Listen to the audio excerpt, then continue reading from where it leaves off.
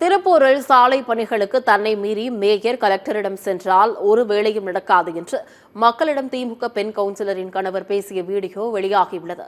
திருப்பூர் மாநகராட்சிக்குட்பட்ட 58வது வார்டு செட்டிப்பாளையம் பகுதியில் புதிய தார் சாலை அமைக்கும் பணிகள் நடைபெற்றது. அப்போது அங்கிருந்த 58வது வார்டு திமுக கவுன்சிலரின் கணவர் மணியிடம் தங்கள் பகுதியில் சாலைகள் சரியில்லை என முறையிட்டனர். பலமுறை மனு அளித்தும் நடவடிக்கை எடுக்காததால் மேயர் கலெக்டரிடம் சென்று மனு அளிக்க உள்ளதாக தெரிவித்தனர். இதனால் ஆத்திரமடைந்த மணி தன்னை மீறி மேயர் கலெக்டரிடம் சென்றால் ஒரு வேளையும் நடக்காது என்று தெரிவித்தார். எங்கு சென்றாலும் கடைசியில் தன்னிடம்தான் வர வேண்டும் என்று கூறினார்.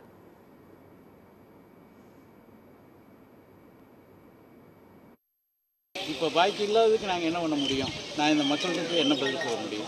கலெக்டரே பார்த்துருக்கோம். சரிங்க. கையெழுத்து வாங்கி வரணும். நாங்கள் ஓகே, அங்கே பார்த்துருக்கேன். அதுக்கப்புறம் கவுன்சிலர் கேட்கக்கூடாது. கவுன்சிலர் இல்லாமல் அப்புறம் அந்த வேலை எப்படி?